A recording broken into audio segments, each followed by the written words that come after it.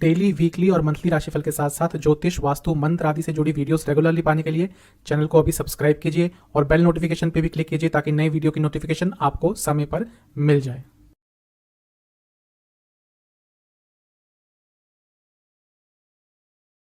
ओम गणेशाय नमः। ओम नमः शिवाय। मैं निखिल ज्योतिष आचार्य आप सभी का मेरे चैनल पर पुनः स्वागत करता हूं। आशा करता हूं आप सभी स्वस्थ होंगे। महादेव की कृपा आप सभी पर सदैव बनी रहे। ये वीडियो धनु यानी कि सजिटेरियस के मार्च 2023 के मासिक राशिफल के बारे में है। कैसा रहेगा धनु के लिए आने वाला महीना, क्या क्या परिवर्तन ग्रहों के कारण आपके जीवन में हो सकता है, उस पर चर्चा करेंगे।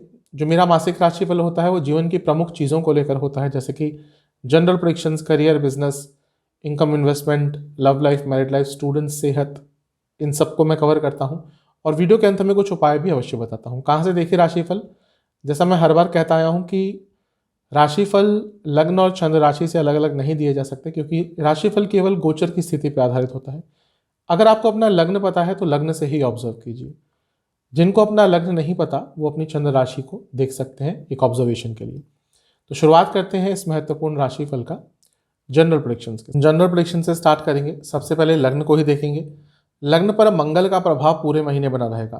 पहले क्योंकि वो छठे स्थान में होंगे और अपनी 8वीं दृष्टि से लग्न को देखेंगे, और 13 मार्च को जब उनका राशि परिवर्तन होगा तो उनकी 7वीं दृष्टि लग्न पर रहेगी। और ये कहीं ना कहीं अच्छा भी होता है। मंगल क्योंकि साहस के कारक हैं, पराक्रम के कारक हैं, लॉजिकल थिंकिंग के कारक हैं, जीवन में आगे बढ़ने वाला एक जो ग्रह है जो आपको प्रेरणा देता है कि हाँ कोई भी चैलेंजेस आए उनका सामना कर सकते हैं, वो मंगल ही होते हैं। पहले क्योंकि अपने प्रिय स्थान छठे भाव से बैठकर देखेंगे तो जीवन की जितनी भी कठिनाइयाँ आएंगी उनको सॉल्व करने में आपकी बहुत मदद करेंगे 13 मार्च तक। उसके बाद मंगल सप्तम स्थान में आ जाएंगे। मंगल पंचम भाव के स्वामी है, आपके लिए एक शुभ ग्रह है। और जब त्रिकोण का स्वामी केंद्र में आता है तो राजयोग बनता है। तो एक राजयोग बनाने वाला ग्रह आपके लग्न को देखना शुरू कर देगा। क्योंकि मंगल 12वें घर के भी स्वामी है, तो अगर आप विदेश जाना चाहते थे तो उसके लिए महीना 13 मार्च के बाद का बहुत अच्छा है। और बिजनेस, अपने अपने बिजनेस को एक्सपैंड करने के लिए भी ये महीना बहुत अच्छा है। और क्योंकि सप्तम भाव अपनी पब्लिक इमेज का भी होता है, तो अपनी पब्लिक इमेज को भी बेटर करने के लिए जो समय है बहुत अच्छा रहेगा। अगर आप अपना नाम बनाना चाहते थे, अगर आप पॉलिटिक्स में एंटर करना चाहते थे, अगर आप कुछ सोशल वर्क करना चाहते थे, तो उन सब चीज़ों के लिए मंगल का जो राशि परिवर्तन होगा 13 मार्च के बाद, वो आपको इन सब चीज़ों में अच्छे रिजल्ट अवश्य देने वाला है।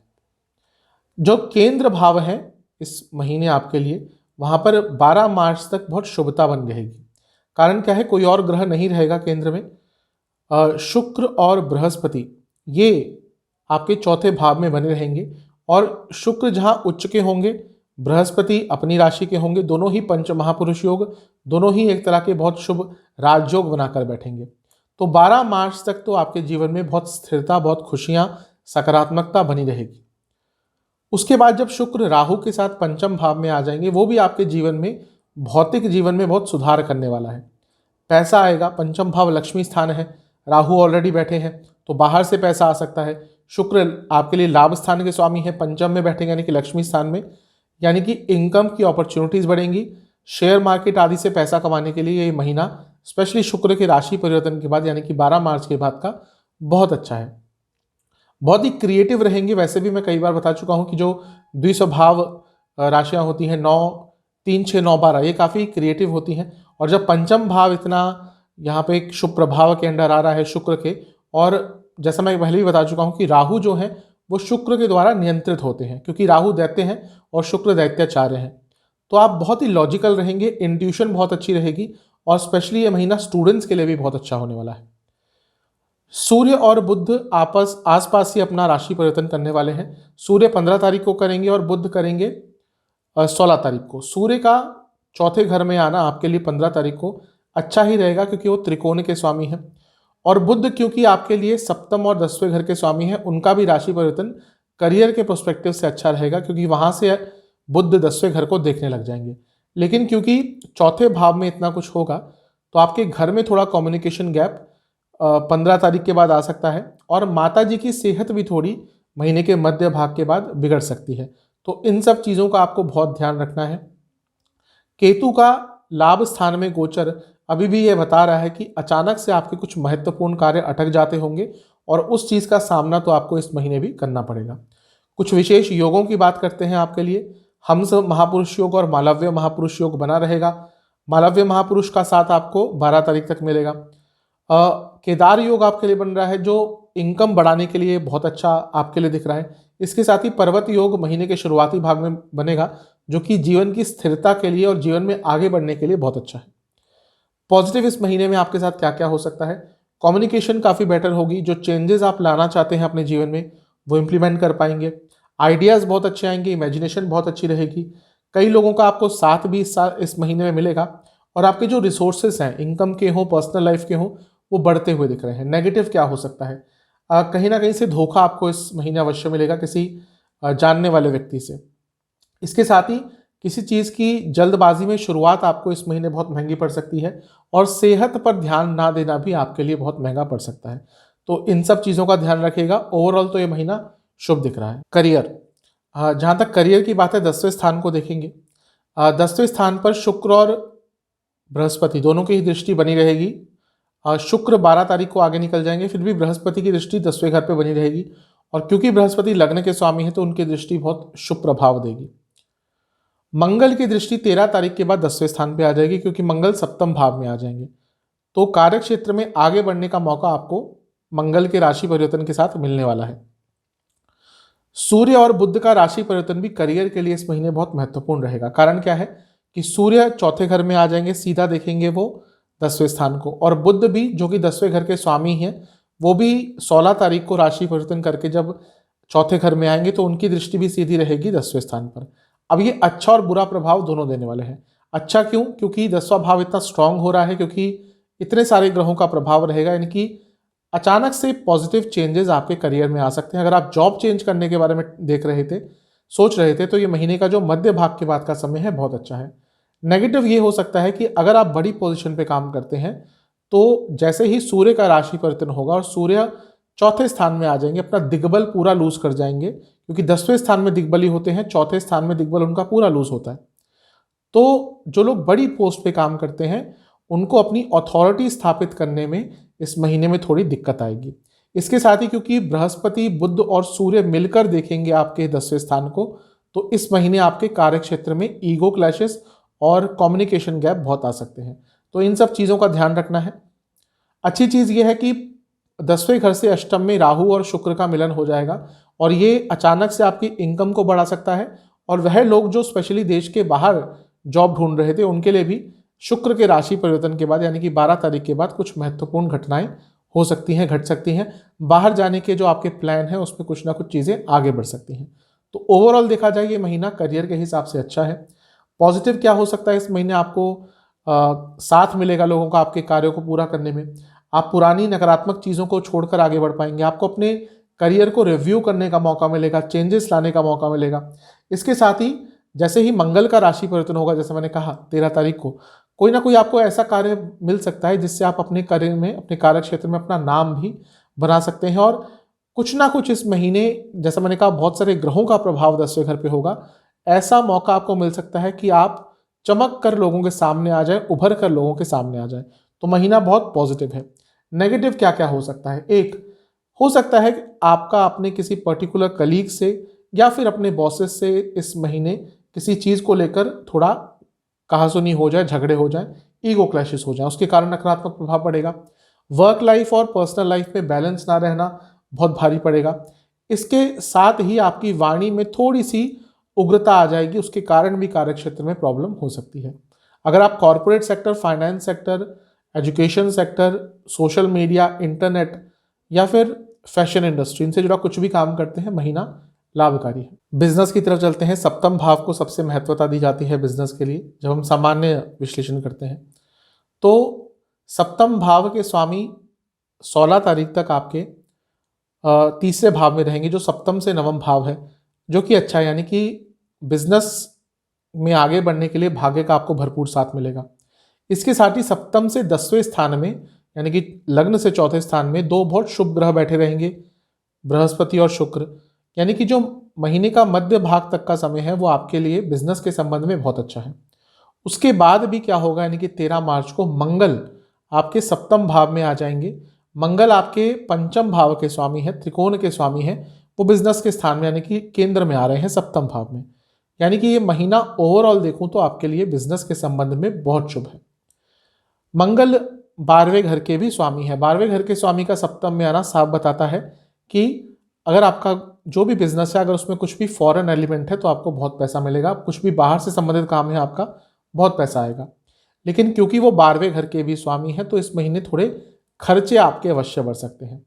एक बहुत ही अच्छी चीज आपके लिए ये होगी कि सप्तम से 11वें स्थान में यानी कि लग्न से पंचम में राहु तो बैठे ही हुए थे, अब उनको शुक्र का साथ मिल जाएगा 12 तारीख को। यानी कि अचानक से आपका पैसा बढ़ सकता है, अचानक से कोई नया कार्य आपको मिल सकता है, कोई नया काम मिल सकता है जिसमें पैसा भी अच्छा होगा और जो आपका बिजनेस है उसका नाम बनाने में भी आपको सहायता मिलेगी। तो ये महीना ओवरऑल देखो तो बिजनेस के संबंध में आपके लिए बहुत अच्छा है।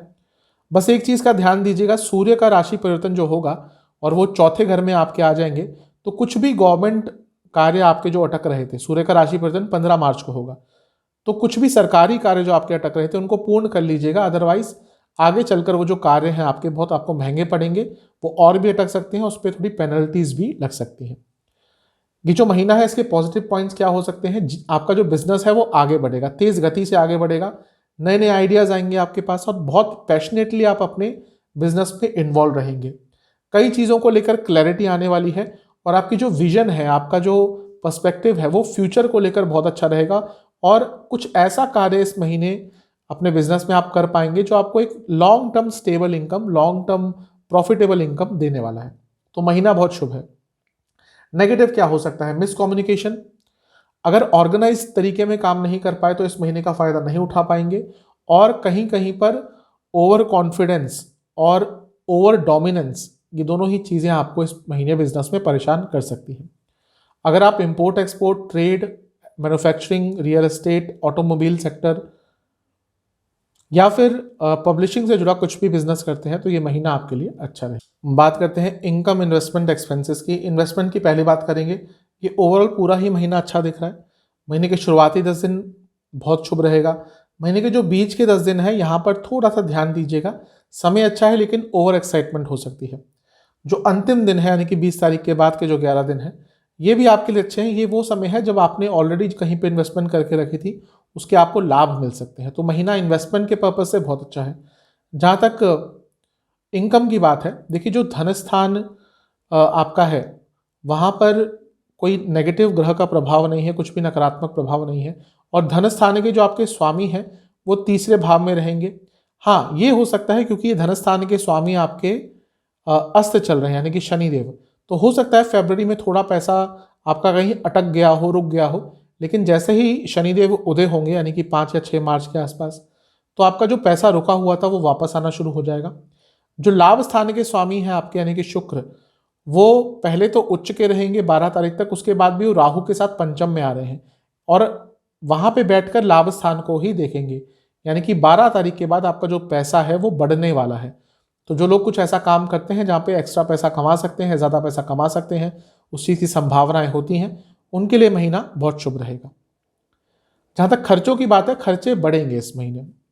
कारण क्या है कि व्यय स्थान यानी कि 12वें स्थान के जो स्वामी हैं वो सप्तम में आके लग्न को ही देखना शुरू कर देंगे। तो आपके 13 तारीख के बाद खर्चे बहुत बढ़ने वाले हैं।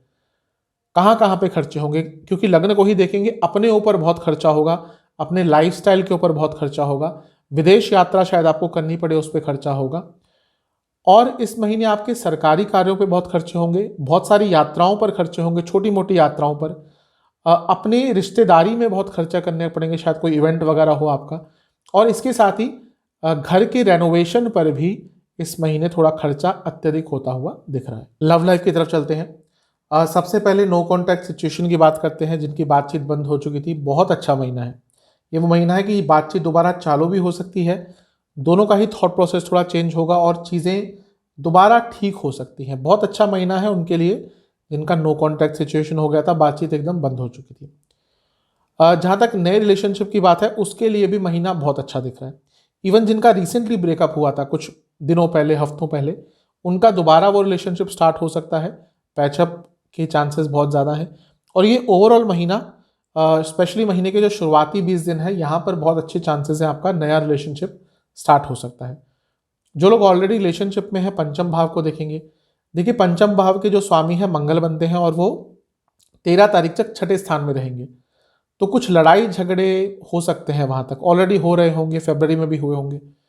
अब उसके बाद जैसे ही मंगल का राशि परिवर्तन होगा और वो सप्तम में चले जाएंगे तो कम्युनिकेशन बेटर होना शुरू होगा, बातचीत बेटर होना शुरू होगी और जो झगड़े चल रहे थे वो सुलझने शुरू हो जाएंगे।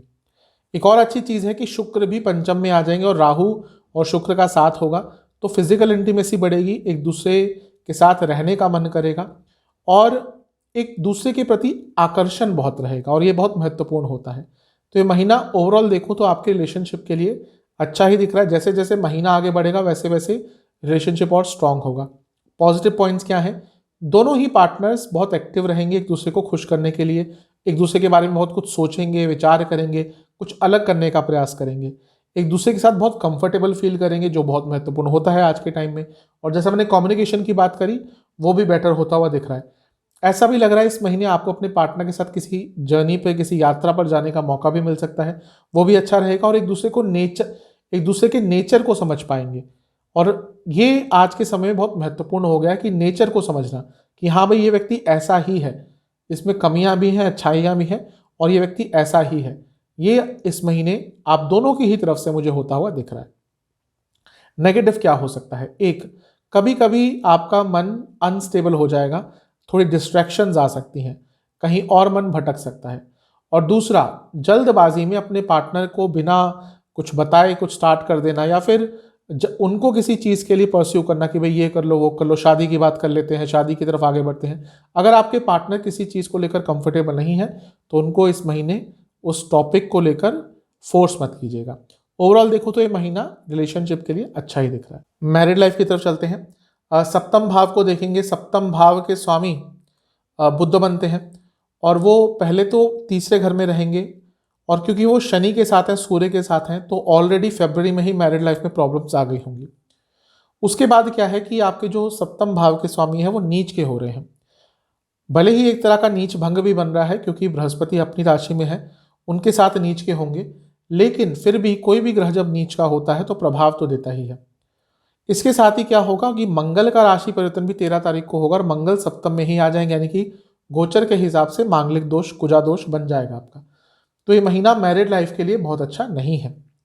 ऑलरेडी जैसा मैंने कहा फरवरी में ही प्रॉब्लम स्टार्ट हो गई होगी क्योंकि शनि सूर्य के साथ मिलकर बुध बैठ गए थे और सप्तम से नवम में शनि सूर्य थे, शनि अस्त भी हो गए थे। तो ऐसा लग रहा है कि एक दूसरे की फैमिली को लेकर प्रॉब्लम्स आई होंगी, एक दूसरे के पेरेंट्स को लेकर, या कुछ ना कुछ ऐसा हो रहा होगा जो एक दूसरे को समझ नहीं पा रहे होंगे। लेकिन ये महीना भी कुछ बहुत अच्छा जाता हुआ नहीं दिख रहा। मैरिड लाइफ में प्रॉब्लम्स आएंगी, जैसे मैंने कहा मंगल दोष भी बन रहा है, सप्तम में मंगल आ जाएंगे तो 13 तारीख के बाद और प्रॉब्लम्स आएंगी। क्योंकि मंगल 12वें घर के भी स्वामी है तो दूरियां आ सकती हैं हर लेवल पर। अच्छी चीज़ है कि मंगल का एक स्वामित्व तो पंचम भाव का भी है, तो कहीं ना कहीं एक दूसरे को समझने का प्रयास किया जाएगा। लेकिन फिर भी ओवरऑल देखो तो मैरिड लाइफ के लिए महीना बहुत सेंसिटिव है। फिर भी पॉजिटिव पॉइंट्स क्या हो सकते हैं? आपकी तरफ से एफर्ट्स लगाए जाएंगे चीज़ों को ठीक करने के लिए। थोड़ा सा आपने प्रयास किया तो आपके लाइफ पार्टनर की भी सोच थोड़ी बदल सकती है और ऐसा लग रहा है कि कुछ लोगों का आपको साथ मिलेगा अपनी मैरिड लाइफ को दोबारा से ठीक करने के लिए। नेगेटिव पॉइंट्स की बात करते हैं। एक दूसरे के नेचर को नहीं समझ पाएंगे कई बार, उसके कारण प्रॉब्लम्स उत्पन्न होंगी। शक बहुत रहेगा दोनों ही साइड से, छोटी छोटी चीज़ पे शक करेंगे, दोनों ही साइड से ऐसा होगा, उसके कारण प्रॉब्लम होगी। और किसी ना किसी टॉपिक पे अटक जाना, उसी बात को लेकर लंबा खींचना उसको और उसी पे बहस करना बार बार, ये भी इस महीने बहुत नकारात्मकता उत्पन्न कर सकता है।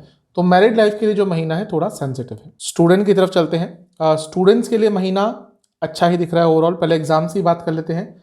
महीने के शुरुआती 10 दिन बहुत अच्छे हैं, जो बीच के 10 दिन हैं यहाँ भी सब कुछ अच्छा ही रहेगा, लेकिन यहाँ पर ओवर थिंकिंग हो सकती है, उसके कारण नेगेटिविटी आ सकती है।